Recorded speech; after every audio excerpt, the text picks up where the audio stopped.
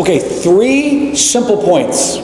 For your sakes, we hope it doesn't go on forever and too long. Seek, sought, and saved. Real simple. You could have came up with this on your own. Seek, sought, and saved. Clear themes coming out of today's gospel reading. First and foremost, Zacchaeus is the chief tax collector. In the time that this was written, among the Jewish people of the time, lowest form of person in their culture.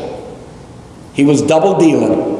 He was hanging out with the Romans. He was charging money from the good Jewish people. He probably, well, it says, he said, if I defrauded anybody, which means he tipped the scale on some occasions, took some extra money, it would be like today a corrupt IRS on steroids. Okay? That would be sort of today's image of how bad this guy was. No matter how bad someone is, no matter how awful someone is, no matter how much betrayal you may have suffered, nobody's beyond the reach of God's mercy. Maybe my mercy, maybe my forgiveness, and I'll always pray, but not beyond God's. That was the first reading.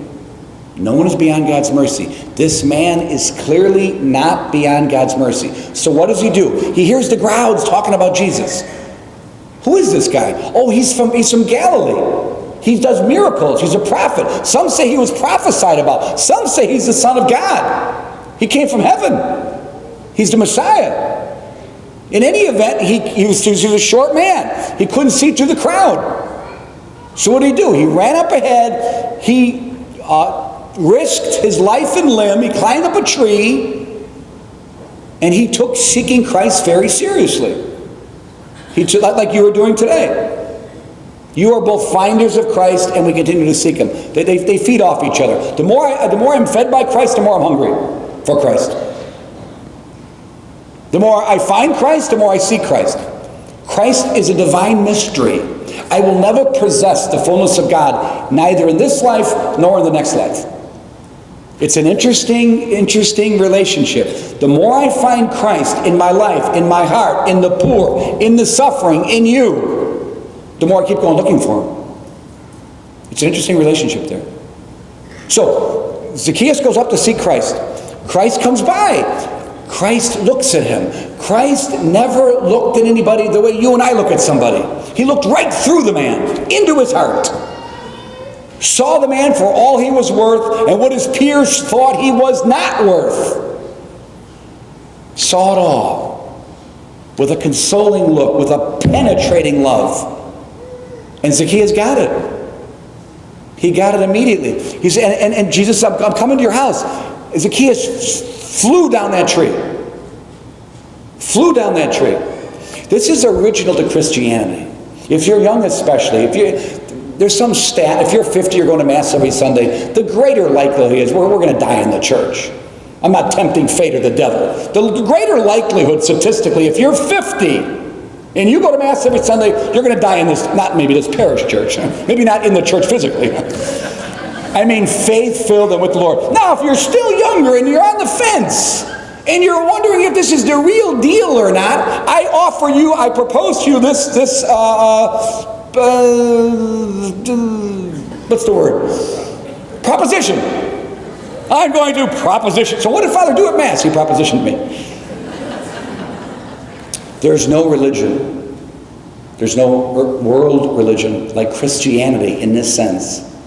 It's an entirely original idea that Jesus Christ, our God, goes after us. Not with a hammer or a sword, with love and compassion and concern. It's original.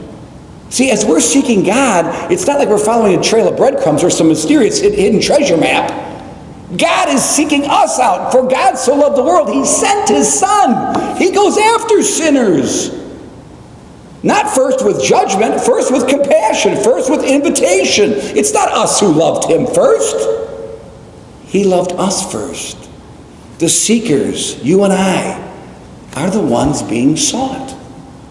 That's original.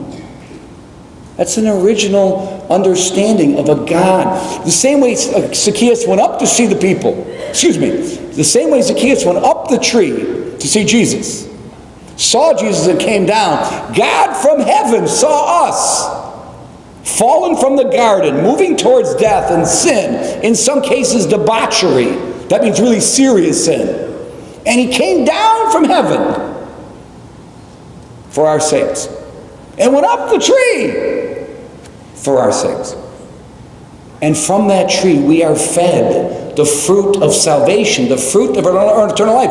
Father, why are you a Catholic Christian? Christianity is great, you just proved it. But why a Catholic Christian? Because only the Catholic Christian. There are exceptions to Greek Orthodox. There's another exception. I'm sure I can find another exception. But by and large, it's the Catholic Christian that feeds me with the fruit, the food that comes off of that tree. Holy Communion. So when Jesus says to Zacchaeus, so they meet, he looks into his heart. He gets it. Zacchaeus gets it. No one looked at me like that. I never felt this way before. You got to be God. I heard about you. My experience of you actually is surpassed by this encounter I've had with you. The crowd got me going, but then I met you myself. And now I am a spokesperson for you, Jesus. I'm coming down, symbolically coming down. The same way the Son of God came down from heaven, he knelt down for us from heaven. Zacchaeus humbles himself. He's converted. He's reforming his life. Lord, if I hurt anybody, I want to pay him back. I want to make it good. I want to make amends. I want to do what's right. He's converted. That follows. A real encounter with Christ is always going to be followed by conversion. You did not encounter, listen, if you leave Mass today, this is sad but true. If you leave Mass today and you get in the car, you look at your spouse or the kid, sadly, did we do this? It happens. Hey, Dad, check the box. Knocked off Sunday Mass. Good for another week. You didn't meet Christ today. No, Christ is going to leave you with an ever greater longing for more Christ.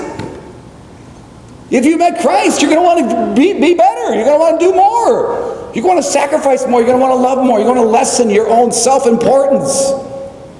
That's characterized by him coming down the tree and giving away his belongings, not just his belongings, but making right those he may have defrauded. And then the final answer. It is the final answer. I ain't got a better final answer. Proposition was a good word. It's probably another word. There's probably another word, but I don't have a better word. I don't have a better expression than this one.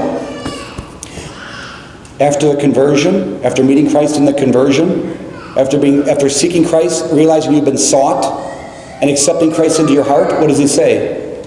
This day, I will come to your house, and salvation will come to your house. Today's salvation has come to your house. I ain't got a better answer than that. I don't know a better answer than that. You know a better answer than that? You think money's better than that? You think fame is better than that? You think anything is better than that? There's nothing better than that. There's nothing greater than that. The mind can't even imagine what must feel like, what that must be. So you, besides amen, the second last thing you say, Lord, I am not worthy that you should enter under my roof. The roof of your mouth. Yes, the roof, the centurion, when he said it, the roof of his house, the roof of your mouth, the interior temple, the roof of the temple in you, which is you, your soul. That's what you say. And he comes inside of us. And in a real way, mysterious, sacramental, yet it's as real as it can get. On this side of death, there's a veil from this side to that side. You know that. People are here you can't see, not to freak you out. It's true. There are people at Mass you cannot see. People in purgatory. People you're praying for. The saints, our guardian angels, our patron saints. They're at Mass. They are at Mass. I'm not making this up. There's never an empty seat in church. Ever. In any church when Mass is being celebrated. They fill it up.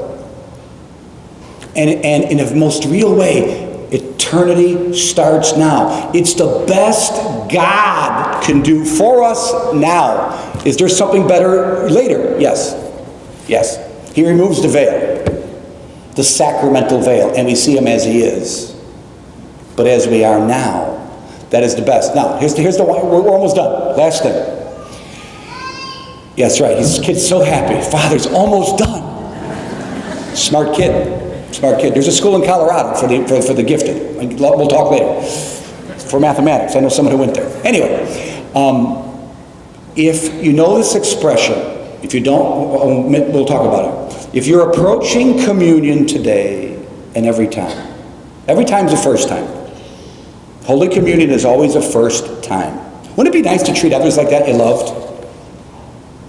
Every time you met him, it was the first time. With all the good memories. Hey, great to see you, Mom. Great to see you, Dad. Never taking spouse, children, parents, teachers, those you love, those maybe you meet on the street, ever for granted.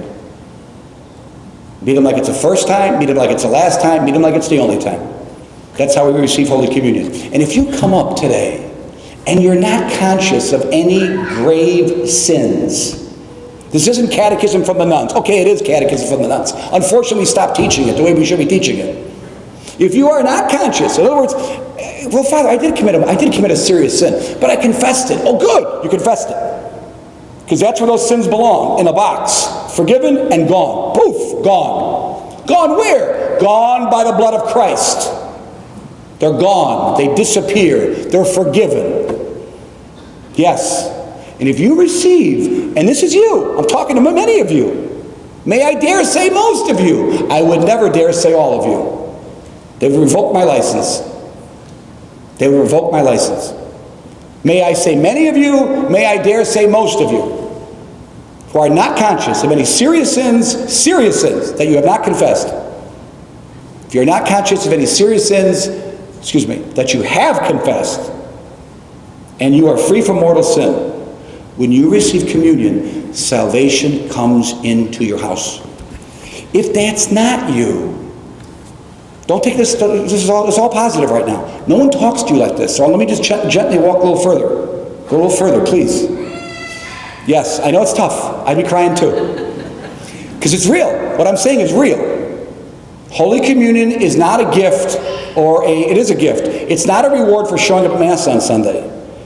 It's a participation in a totality of a lifestyle and an identity that lines up with Christ. In all ways but mortal sin. That's what it is.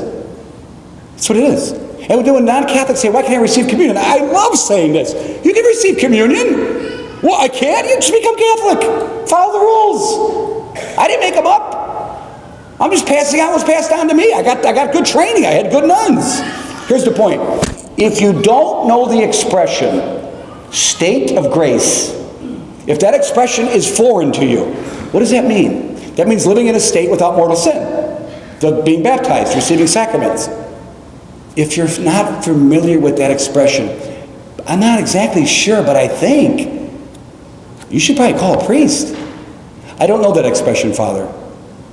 If you ever get on a plane and you overhear a pilot talk to a co-pilot, the captain talk to his co-pilot, and the co-pilot asks the captain a question, he goes, I got no idea what you're talking about there, buddy. I'd get off that plane. That's probably not a good plane to fly. If you were half conscious under the knife, you were half conscious during surgery, and you heard that the surgeon say to the surgical nurse, hey, I need the forceps 7-9, whatever the number is. And the nurse goes, hey, I don't know what you're talking. It sounds to me like Chinese. I'd wake myself up and get out of that operating room. This is a phrase you should know. If you're in, he's in, we're in. If you're not in, get in, because he's not coming in. It looks like he is. So here's the rub. Here's the conclusion. All these people, good people, this is a priest talking. Just listen to the priest. I'm done. They come to Mass once in a while. They zip in, they zip out. But they're not in the state of grace. And they wonder why their spiritual life's not changing. They wonder why they never got the look. They never wonder why they had the encounter.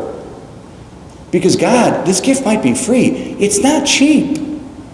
It requires, by God's grace, effort on our parts to make the house where he desires so longingly to dwell a place he can find compatible with his identity, which is divine and holy. So, I commend you for being here. Zacchaeus heard the crowd and moved towards Christ. You are the crowd. You are the crowd. May your identity, may your choices, may your speech, may your dress, may all the things that you do help others as part of the crowd move closer to Christ.